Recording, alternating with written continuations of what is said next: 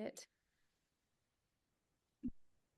Hello, everyone, and welcome to this professional development training. My name is Stephanie. I'm your host and founder here at the Intentional IEP, and I'm really excited to be here with Mr. Clay Haddon today. We're going to be talking all about AI, artificial intelligence, and how it impacts our jobs. Before we get started, though, Clay, will you please share about you, your teaching experience, and your role at the IEP table? Sure. Hi, I'm Clay Haddon. I'm a speech language pathologist with 19 years of experience. So I graduated from grad school up in North Carolina. I worked in Augusta, Georgia for a couple years at a hospital there, moved to Charleston, South Carolina, and was lucky enough to get to work at the medical university there for a couple years. Taught some classes, started my own practice, and that's when I kind of started working more with IEPs. I never worked in a school, but once I was on my own, I was more often than not invited to IEP meetings as kind of like an advocate, or even just collaboratively. I don't want to say that all the SLPs in the schools were doing things I wouldn't do. It was then that I started coming to IEP meetings. I love it. Well, AI is, I don't want to say it's new, but it's newer in our educational world. And so I'm really excited to have this conversation with you today about how AI may potentially impact our jobs as educators Sure. and professionals. So let's start there. How do you think AI might impact the role of special education professionals in the next 5 to 10 years? Okay. So let me start with this. Robots are not coming to take our jobs. Okay. I feel like there's just like with our other topic that I won't spoil here. You can tease that later if you want to. There's a fear about AI, and I think that some of that is legit. I think it's going to shift our roles.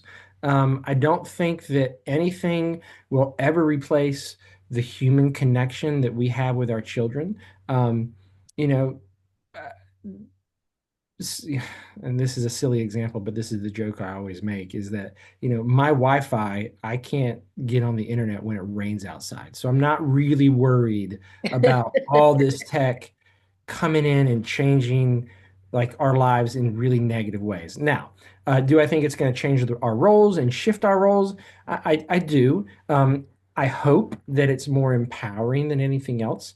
I tell everybody, my wife, for example, does not love techie stuff, and I'm always like, you gotta keep learning about it because it's going to change. And right now, I think the reason people are nervous is because it is changing so fast. Yeah. Chat GPT 2 years ago wasn't what it is like even today, Yeah. right? So we're going to see AI help streamline a lot of the work. It's probably going to be integrated into a lot of the online platforms that we're using. If you're an outside therapist, you're going to start seeing AI that comes in and helps you with your SOAP notes, stuff like that, with data collection, with scheduling.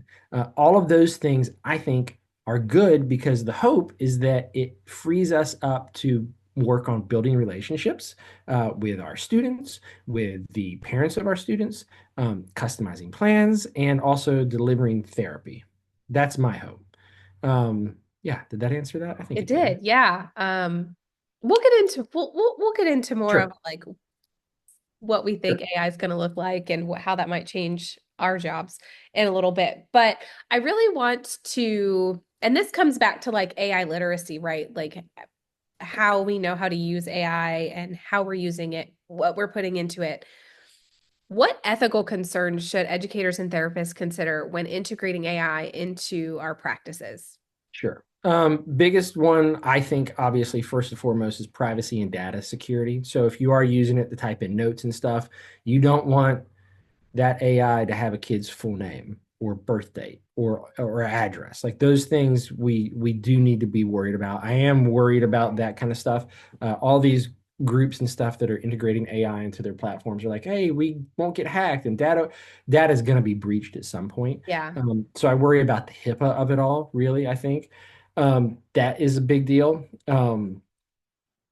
I think there's some bias that we have to worry about in AI algorithms. So a lot of these language learning models are based on all the information, or they say all the information that's out there. But some of them, and I haven't seen it, but I've read about it where maybe it's politically biased one way or another. And I'm not going to get into personal politics, but just is it giving us the full history? Is it giving us pieces of things? Like who's in control of these algorithms? I think that that's a way more important question than is AI going to take my job?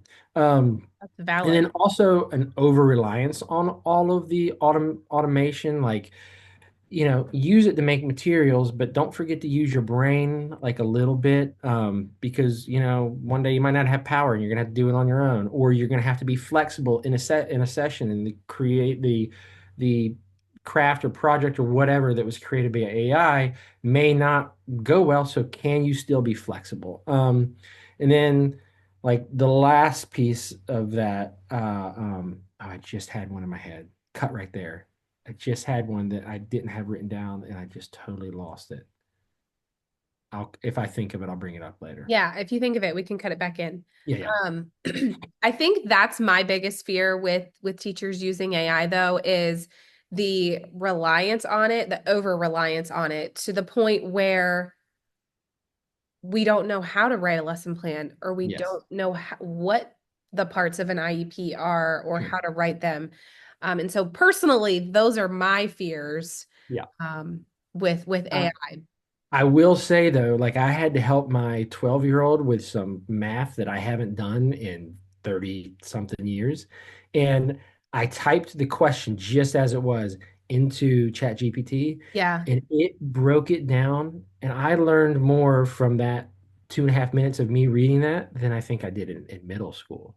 It yeah. was it was amazing. He's like, "Oh yeah, that's exactly how you do it." And then I was able to review. I've got two kids. Two of my kids have dyslexia, and so like using it to like break things up and break things down Yeah, has been kind of amazing. I don't have time to get on YouTube and learn how to do the math problem like that, but I yeah. can definitely follow the step by steps that a chat GPT gives me. I love Chatty G. That's what I call Chat GPT. Hmm. We're like this. It's helped me Hmm. do at first, and it wasn't until a couple of months ago. And I'm gonna link Byron's training here that I did with Byron from School Say Guy. But I admitted that I hadn't used AI. I was very scared of it Sure. for a very long time, until a couple of months ago. And then I started doing some things and playing with it, and I was like, it took this Chatty G 30 seconds to do what it would have taken me 3 hours to do, or even look up. Or like last night, I was like, can you come up with some jokes for special education teachers? Because I'm not that funny. Sure. Sure. Oh, I was crying Yeah. laughing at some of the things it came up with. And E- so, cut Cutting down our workload. So I'm where I was working on some rhyming word lessons that yeah, I had a kid at 9 o'clock, and I was like, oh, I need this in the next. And so instead of me writing down a bunch of words, like okay, there's can, and I also had to match it with a visual, right? Like I needed a word that had a visual, and so I asked ChatGPT to give me a word.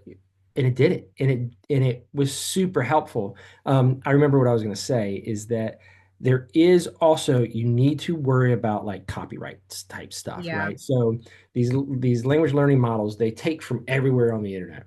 And so there is a chance that they're stealing something from somebody who worked really hard on what they put out there. So you know, uh, if you do a blog and I use it to help me like edit blogs and stuff, but make sure you're still at least going through and adding your voice to it or changing it. If you're just getting the information, that's one thing.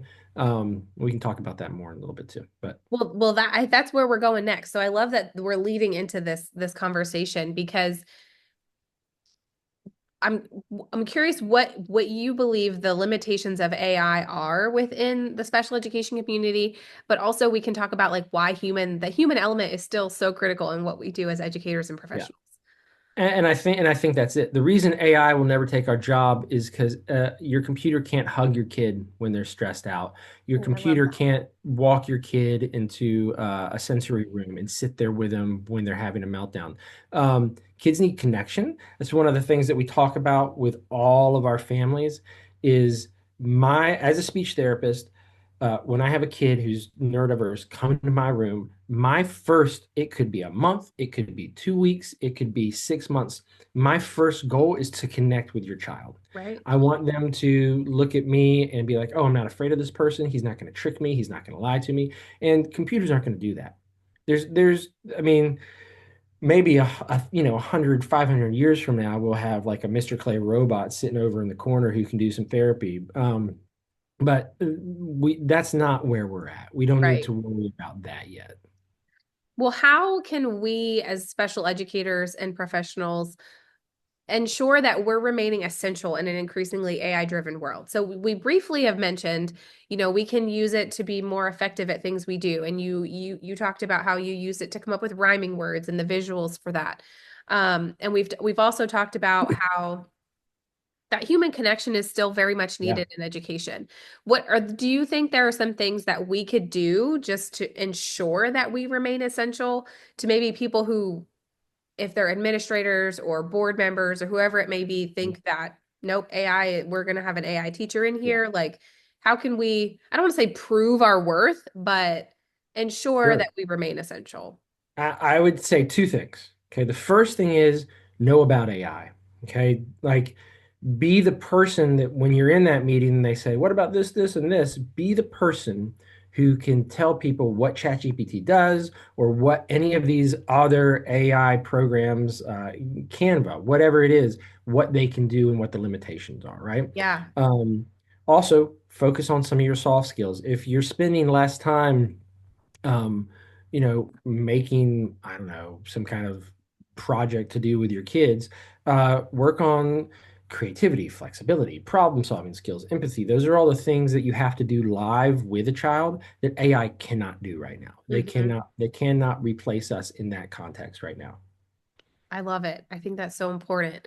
Well, what you mentioned, we mentioned Chatty G. I think that's the one that most people think about, Chat GPT. But I know there's Canva, and then my husband, I don't even remember the name of it because he doesn't use, he uses something else on Microsoft. But Yeah. what are some of the current AI driven tools and technologies being used in special education and speech therapy? What are some that you use? Yeah, so Gemini, ChatGPT, Gemini, that's what it is. right? Gemini is the Google one. I think Bing is like the owner of Google or something like, or they collaborate. I don't know. Jasper AI is another one. I do think it is a membership for like writing reports and stuff like that. Um, I actually did like a little search. Well, let me do this. So Canva is already coming out with integrated pieces that work with ChatGPT. Hmm. So the GPTs, and this is something that I'm learning, the GPTs are the is what they call like different um, I guess, modules within ChatGPT. So, for example, I've got one that someone created that I use that helps me with kids who have scripts. So, if I type in twins in a bunk bed, which is a phrase that one of my kids was saying all the time, into this GPT within ChatGPT, Yep. it'll tell me what movie that is from so that I can either pull up that movie, Oh, create a game cool. around it. So, there's some things like that that are Yeah. pretty impressive. There's a Canva plugin for it too.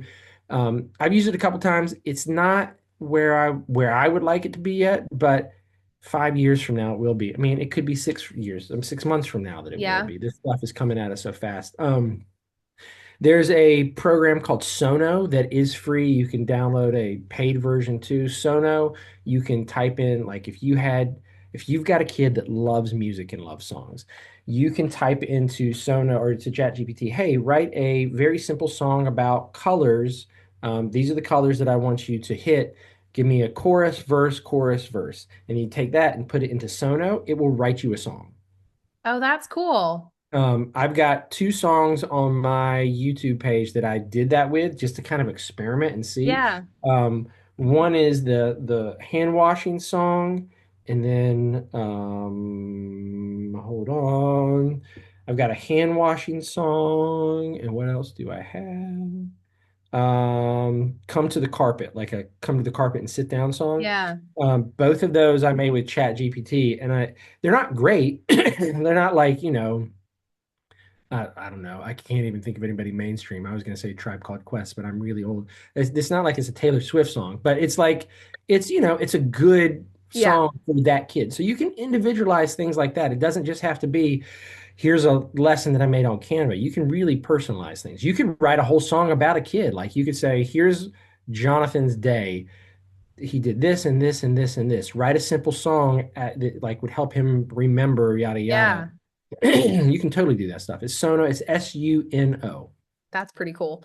And I like the one, the GPT that you have that tells you what movie it is. I had a kid Awesome. my very first year when I taught extended school year, and the para that I had in that classroom, who I'm still very good friends with, this kid would run around, he would just go fingernails, fingernails, fingernails. And we were like, what is Yeah. that from? And it Yeah. took Yeah. her like 3 or 4 years to figure out it was from, she was watching SpongeBob and it was from SpongeBob. But he would just run Yeah. around, fingernails, fingernails, And fingernails. it's not perfect, but Yeah. it gets you so close. And if you spend the more, and all these models learn from you. So the more Yeah. you play with it and the more we all like put things in there, the more accurate it's going to get. Well, I love that you mentioned the more you play with it, the more it learns you and what you're looking for in your Mhm. output. And I have learned that with using ChatGPT myself. But so how can we use AI to enhance our individualized instruction, our SDI, or data collection, progress monitoring for all of our students? So the I'm going to kind of give these as bullet points based on some things that I know and then looked up, right? So Okay. um, you can use it to track progress, adapt lessons based on performance, flagging when a child is kind of like plateauing, helping to like look at trends and data over time, right? Those are like the big ones, I think.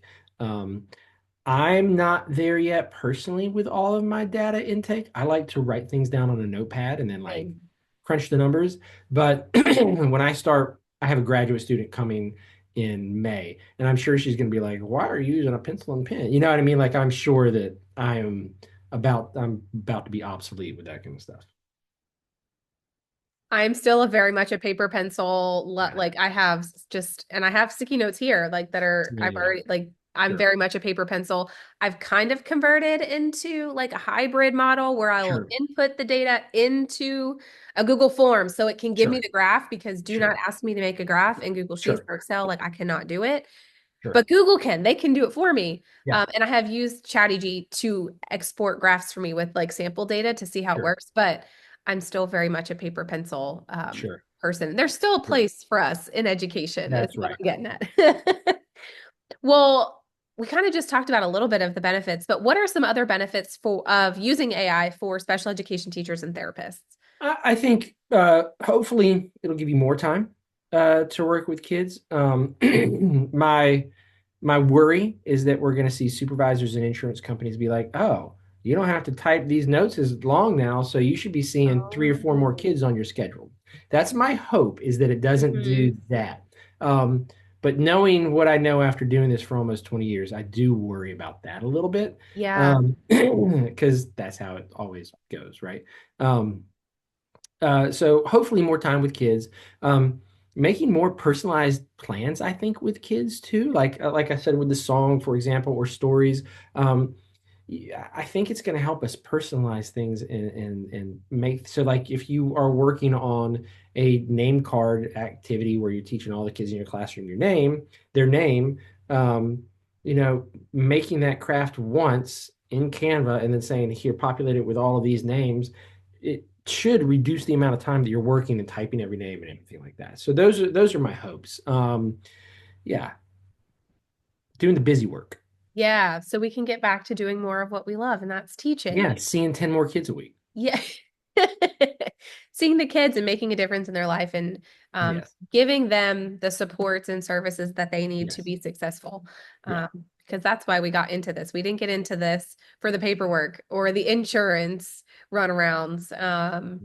We got into it to work with the kids. Well, what is your best piece of advice for living and working with AI as a professional educator? Sure. Uh, don't be afraid of it. Let it be your assistant, not your replacement, right? You don't have to know everything about AI to use AI. There are a lot of people who I think are just, especially I'm of this group of like of a certain age where we're just like, "Ugh, I don't know if I want to do this or or like let me go get the young person in the office to come do the chat. My mother would call it like the chatty thing. What's the chatty thing that you do? Like just be aware and be on top of it as much as you can or want to. And use AI to become more human patient centered, right? Like use it to do all the busy stuff so that you can become more human focused. Oh, I love that. I think that's great advice. And that, like I said, that's what we all want. That's what we all got into education for, was to Sure. work with the students. So I love that. I love that so much. Well, thank you so much for being here and just sharing your knowledge and expertise around the world of AI and how it's going to impact Sure. education here in the now in the coming years.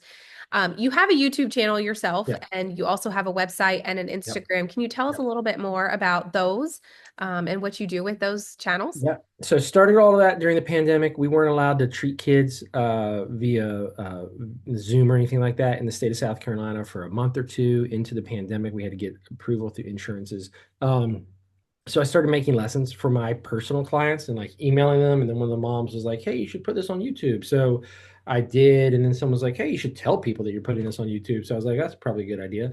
Um, and so I've got a YouTube channel, mrclayslp.com. I don't really, I mean, there's parts of the channel that are like a Miss Rachel or a CC or there's other places.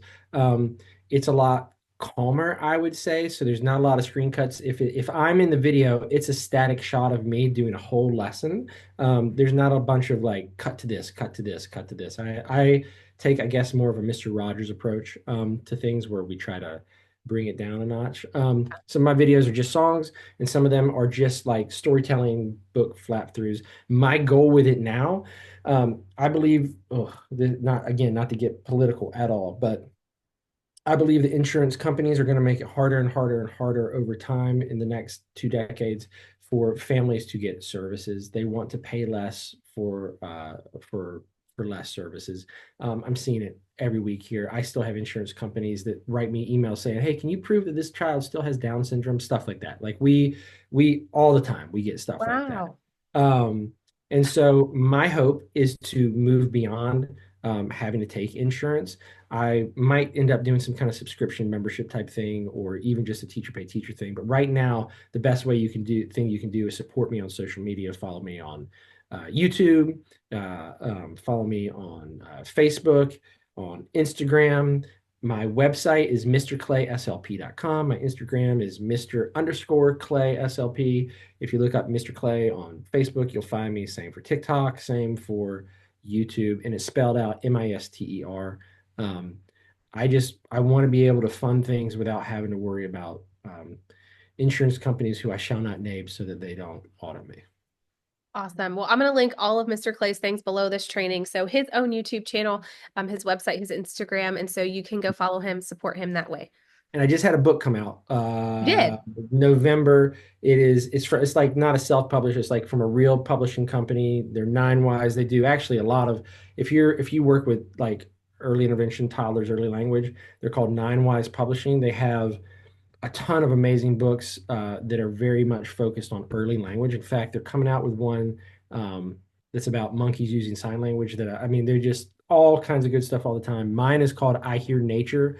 And it's like I don't have one in my office with me, of course. It's like a lift the flap book, and it's really repetitive. And there's a song for it and other materials on my YouTube page. Awesome. I will link his book below here as well, so you can grab it on Amazon along linked with everything else. So you can go follow him and support him in that way. If you have any additional questions about anything, you can reach out there. We also have some things linked below this training. So we mentioned HIPAA, so I'm going to link that here and what that is. We have Byron's training here on our YouTube channel, all about school psych AI, and also Right. continuing the conversation about AI. And then we talked a little bit about data collection. So at the Intentional IEP, we have our data collection course called Intentional Data Collection. So I'm going to link that along with other data collection trainings. And we have some here on YouTube that I'll link below here as well. So thank you again so much, Clay, for being here and just sharing your knowledge and thoughts on all things AI. And thank you so much for being here to learn more about using AI and how it may impact our futures as educators and professionals. We'll see you in the next training.